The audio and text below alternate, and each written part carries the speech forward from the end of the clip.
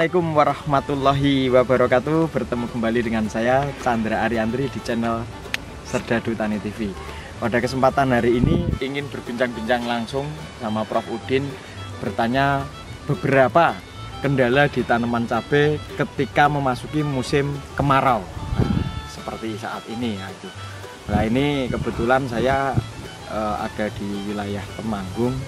Pas jalan-jalan saya kontak, beliaunya siap nyusul untuk ke lahan yang saat ini kita ambil video kan.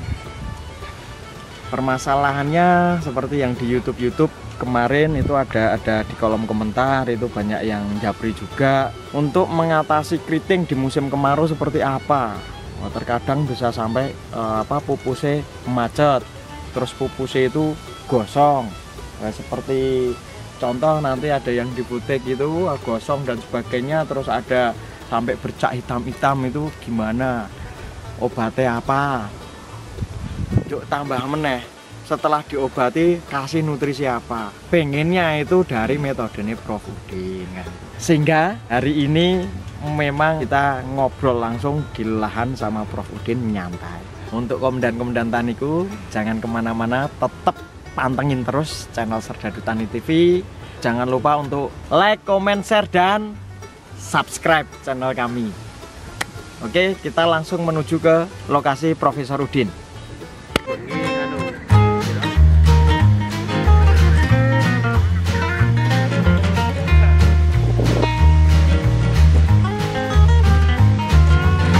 Ini bedengannya gede, bedenganku gede dhuwur iki.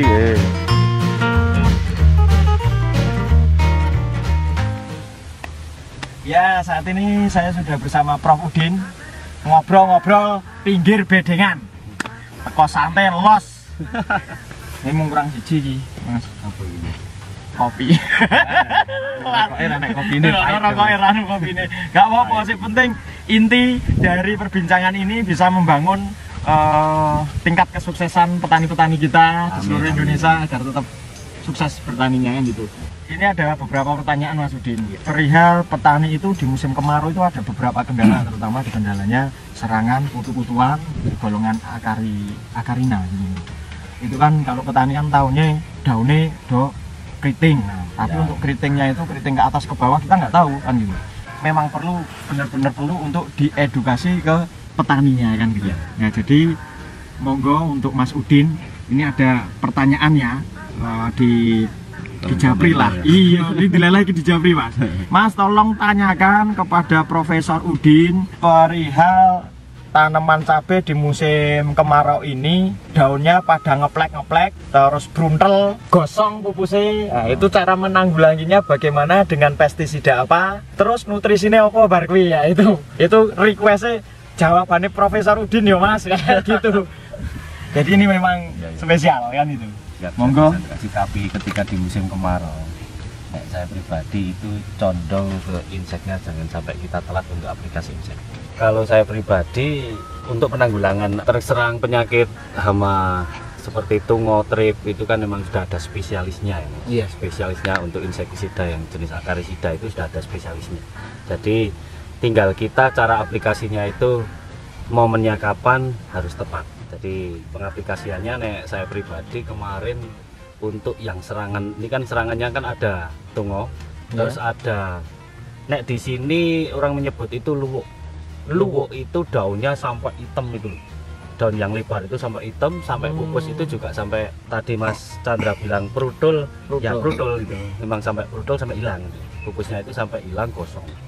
Nah, itu penanggulangannya kemarin saya pakai bahan-bahan yang saya rekomendasikan ya, itu yang untuk tungonya yang sampai mengkerutnya ke bawah sampai pupusnya itu gosong, itu saya pakai bahan aktif lidaben, tapi saya mix dengan fosfat plus nitrogen nutrisi, karena kalau nggak digandeng sama nutrisi, insek itu kan cuma membunuh hamanya. Jadi untuk pemulihan pemekaran pupus-pupus itu tadi itu kan harus ada pendorongnya. Nah, betul. Itu kemarin saya pakainya yang fosfat plus nitrogen. Contoh nih satu ada yang dari Santani itu Santagro, ya. Ada dari Pak Tani ya, itu Ultradap. itu bisa dimik gitu. Tapi cara aplikasinya pagi, cara penyepraiannya itu dari bawah daun sama atas daun. Itu untuk yang serangan hama tungau. Kalau untuk trip, ini alhamdulillah nggak ada trip. Tapi adanya cuma serangan hama tungau sama kemarin tuh yang dibilang di sini tuh luwuk. Tapi kalau Kutu banci atau apis? apit atau apa ya? Apis ya. Jadi golongan kutu-kutuan ya. Ya, Apis ya. golongan kutu-kutuan itu. Dia sampai plastik pulsa aja bisa ikut hitam gitu. Mungkin apa ya? Itu karena itu Kotorannya atau apa kurang betul. paham ya. Kotorannya madu jelaga lah bahasanya kan kayak gitu. Itu bisa lengket-lengket ya, efeknya lengket-lengket. Ini ada sampel satu apa? Bisa petik sampai hitamnya kayak gini. Bisa di sini. Sudah. Ini daun, kondisi daun itu sampai hitam kayak gini. Nah, ini cara apa? Mengatasinya kemarin saya yang khusus ini saya pakai bahan nitenpiram. Saya mix dengan Profenofos, Mas. Saking saya pusingnya kemarin kan untuk nitenpiram saya udah nggak bisa. Terus saya kasih tambahan Profenofos. Alhamdulillah ini sembuh. Dan pupus sudah mulai kembali apa muncul tunas-tunas baru. Itu nitenpiram ya, bahan aktif nitenpiram Iya. itu setahu saya memang masuk ke kutu-kutuan tapi Iya, spesialisnya ke itu ya Mas Wereng ya. Orang-orang ya benar. Karena memang serangannya yang sangat luar biasa, 5 hari nggak dikontrol. Iya. Belum. Ini Mas, bisa ditunjukkan tuh Mas. Oh iya. Plastik mul saja sampai hitam kayak gini, Mas. Daunnya juga parah. Oke Mas, yang sebelah situ coba bentar. Nggak habis betul habis. Setelah aplikasi 2 kali, saya spray 2 kali itu jeda 2 hari ya.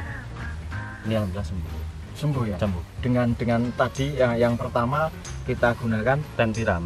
yang pertama nitenpiram. Pertama nitenpiram ini enggak kuat. Terus akhirnya saya tambah pakai Profenofos. Profenofos karena kebanyakan orang Temanggung itu pakai bahan Profenofos ataupun klorpirifos itu ketika tanaman tembakau terkena serangan hama luwuk. Jadi luwuk itu bahasa daerahnya apis di wilayah Temanggung. Itu luwuk. Kalau untuk yang di lain daerah itu bisa dibilang kutu banci seperti itu. Dari Emang kan asalnya beda-beda ya, Mas? Beda-beda betul Mas. Luwuk, kutu banci atau apis. Kalau untuk yang paling kuat mungkin ya Mas, mungkin pakai bahan yang dari Sijinta itu apa? Plenum Mas. Mungkin ya, tapi ya berat di kantong Mas. Bisa. Bisa itu, Saya Mas. juga pernah itu. Ya. Tapi kan kita selaku petani hitung-hitungan kos juga Mas. Ya. Nek plenum luwih murah Kalau nek. yang- Bos plenum nek regane luwih murah nek, Bos. Payu iku. Kalau mungkin yang di bawahnya itu ada BDMC ada mungkin. Iya betul. Tapi kalau imidacloprid Enggak nggak kuat ya. Nggak Dengan cuaca saat ini ya, Ya. tentunya ya. ini yang di Temanggung aja udah 1 bulan lebih nih kok kemarau tanpa ada hujan satu Tanpa tetes gitu. Daun. Ini di tempat saya itu khususnya tanpa ada air hujan turun. Emang enak Mas, ketika musim kemarau itu nggak ada jamur Mas. Jadi untuk aplikasi fungisidanya emang irit banget. Berkurang. Berkurang. Kontrol, cek lokasi habis itu terus nanti tepat sasarannya apa toh? Oh sasaran ini ada tungau, ada kutu banci apis yang kita pakai apa toh? Misalkan obat ini kok udah nggak mampu, ya segera dikondisikan dengan yang lain seperti itu. Nah ini untuk kasus di lahan Mas Udin ini menggunakan tadi nitenpiram, bahan aktif nitenpiram plus Profenofos. Terhadapnya itu yang ke tungonya Mas. Oh untuk yang tungonya. Kemarin kan serangannya pertama itu ada tungo. Oh gitu. Begitu ada tungo, saya aplikasi 2 bahan itu, piridaben sama Oh yang piridaben dan nitrogen ya, itu fosfat nutrisi itu nitrogen ya. yang untuk nutrisi. Itu sembuh. Nah, selebih habis itu ada Serangan lagi ini kedua serangan ini. kedua ini kayak gini. Sampai dimbosa luar biasa. Dan sedikit informasi untuk petani-petaniku, ini ilmu titen saja. Ketika mendekati malam purnama itu kebanyakan serangan ulat. Kalau orang Jawa itu Iya. bilangnya pas netasnya telur. Ya seperti itu. Tapi yo kebukti ya Mas. Waktu Iya, itu ya pas kebukti. padang bulan ya Mas. Serangan ular mbak. Untung gue yo pindah yo apik ya Mas. Ini apa itu? Kok iso? Apa ingin? Promosi. Yang jelas saya nggak kecewa Mas. Alhamdulillah. Yang jelas Prof Udin nggak kecewa dengan cabai rawit Pablo 86 beliau nggak kecewa. Dengan kondisi kemarau seperti ini, serangan virus Gemini ya bisa dikatakan minim banget. Kayaknya nggak ada nih, 5% saja. Bisa cek lokasi aman. Kalau kelihatan kuning itu kan karena buah cabenya, Mas. Bisa dicek tuh, Mas. Bisa nanti dikondisikan nanti dicek. Bisa cek langsung ke lokasi juga boleh, silakan berkunjung Ya, sini. itu pertanyaan pertama tadi ya, sudah terjawab. Untuk serangan apa tadi tungau ataupun apis itu sudah terjawab. Untuk pertanyaan kedua, Mas Serdadu Tani TV, tolong tanyakan ke Prof Udin. Nah, lagi-lagi specialty nunjukin Prof Udin. Untuk metodenya Prof Udin, ketika diaplikasikan digunakan di musim kemarau, apakah bisa dan berani? Nah, ini pertanyaan yang bagus, Mas, karena ini adate, Mas. Adate nek petani iku nek wis nggunakake pas di metode di musim penghujan apik terus digebyahu ya. Musim kemarau wis ngene iki meneh. Yang jelas untuk metode musim kemarau sama musim hujan ya itu beda. Karena di metode saya yang di musim hujan itu kan saya aplikasinya kan bukan kotor. Iya. Saya aplikasi pupuk susulan itu Tunggal, tugal dengan cara ditugal. ditugal. Tapi ketika musim kemarau ini ada suatu lahan saya itu yang bisa dikatakan pertumbuhannya seperti di musim penghujan, bagus, Mas. Itu saya aplikasinya full kocor tanpa ada Full kocor. ditugal. Tapi dengan cara meminimalisir nantinya akan jadi penyakit ketika ada hujan. Jadi saya memilih apa untuk unsur-unsurnya, emang saya pilih jangan sampai nanti terlalu berlebih di nutrisi. Itu saya pakainya kalau NPK dengan dosis rendah, tapi saya mix dengan kalsium. Oke. Ada yang mix dengan apa magnesium, boron saya masukkan juga. Nah itu nanti ada cara-cara tersendiri ketika di musim kemarau. Jadi aplikasi yang pertama mungkin ya seperti biasa itu fosfat asam amino itu 3 kali. Setelah itu saya aplikasi kalsium, boron sama NPK sedikit. Oke. Terus aplikasi lagi KNO merah sama NPK dengan dosis 1 gelas 1 gelas. Oke. Tapi saya kasih tambahan asam umat. Terus ini yang kemarin itu sudah mulai apa munculnya bunga itu kan sudah masuk fase generatif ya. Betul. Dimasuk generatif saya pakainya itu MKP, kalsium sama KCl, Mas. Ini kemarin sudah mulai masuk KCl. Jadi 3 bahan ini yang ke generatif. Nah, ini untuk kelanjutannya nanti tinggal lihat kondisi daunnya. Kalau kondisi daunnya itu apa sudah terlalu hijau, kita berhenti dulu untuk aplikasi kotor. Kemarin saya jeda itu untuk aplikasi yang pertama tetap 5 hari fosfat asam aminonya. Untuk yang aplikasi berikutnya itu saya jedanya itu ada yang 8 hari, ada 10 hari tergantung nanti kebutuhan tanaman itu dia sudah mau minta makanan. Oh gitu. Jadi ciri-ciri tanaman sudah mulai minta apa makanan, iya. itu ketika kondisi daun itu udah nggak begitu segar ataupun kurang hijau. Kaku gitu, Mas. Enggak.